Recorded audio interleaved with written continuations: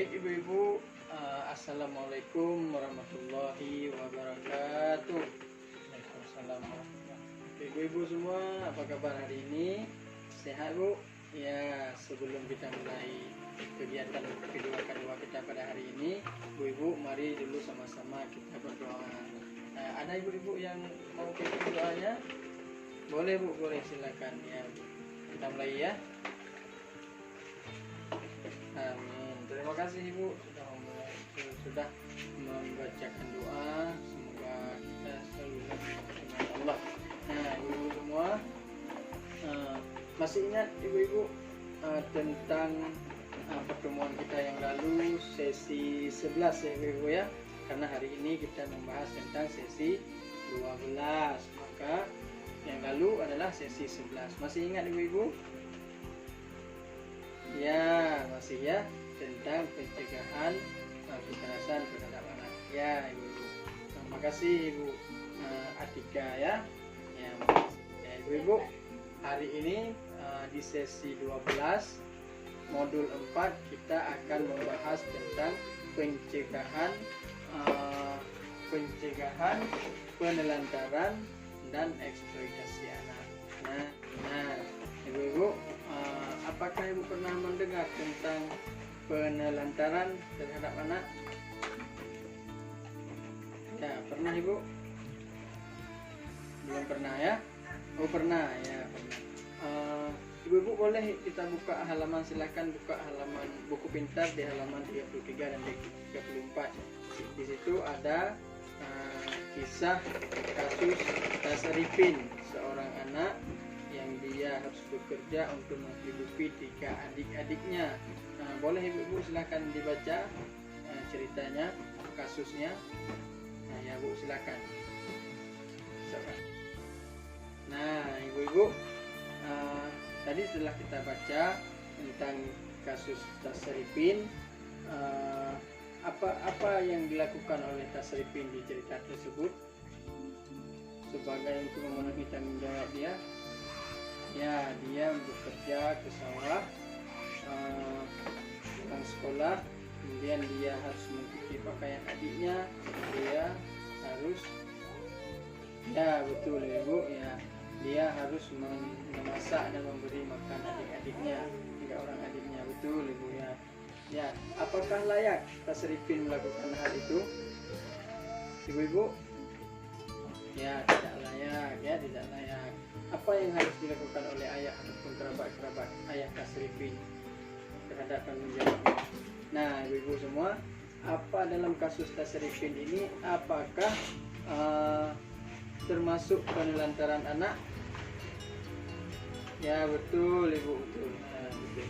Itu adalah kasus penelantaran terhadap anak dari kisah kasus Tasrifin ini ya bu ya. Kakak. Nah ibu-ibu semua, apabila anak ditelantarkan, apakah ada akibatnya? Tentu ada ya ibu ya, ada akibatnya. Nah ibu-ibu coba dulu ini kita buat kelompok 7 orang, satu kelompok ya. Nah, kemudian kita diskusikan ibu-ibu ya, dalam satu kelompok itu coba didiskusikan apakah apa saja, apakah ada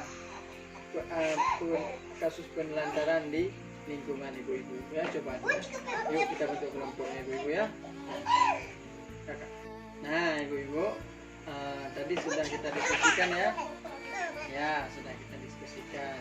Ada enggak kasus-kasus penelantaran di lingkungan kita? Ada tentunya ya. Coba kita buka flipchart 1203 ataupun buku pintar juga. Jadi halaman 36 ya bu ya. Halaman 36. Silakan ibu, silakan dibuka. Halaman 36 ya. Nah, ibu ya. Coba kita lihat di sini di flipchart. Nah, di flipchart 1203. Nah, 1203 di sini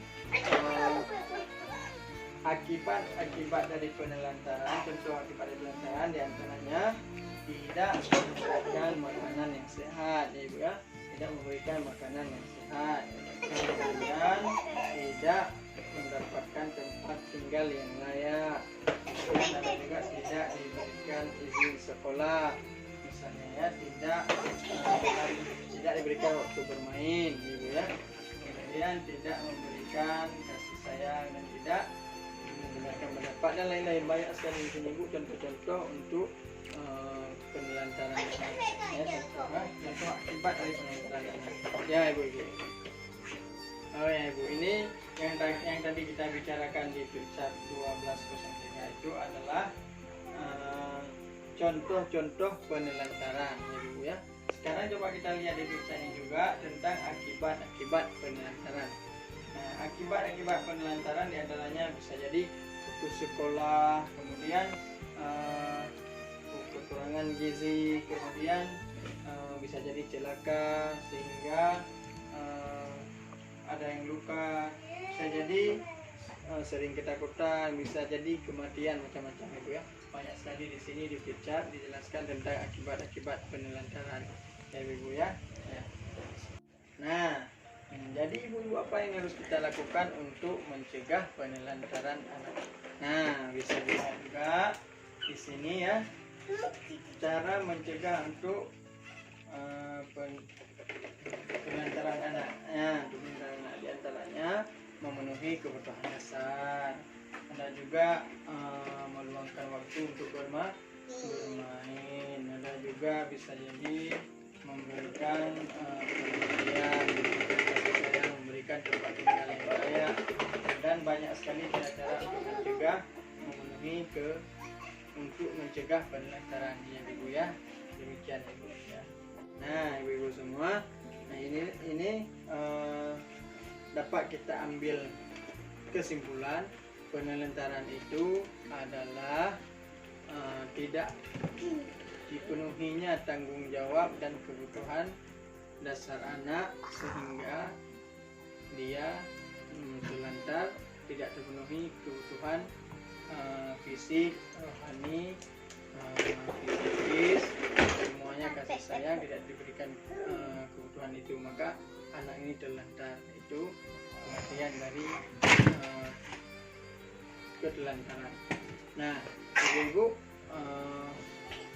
contoh-contohnya sudah kita jelaskan tadi. Contohnya salah satunya adalah kasus Tasaripin.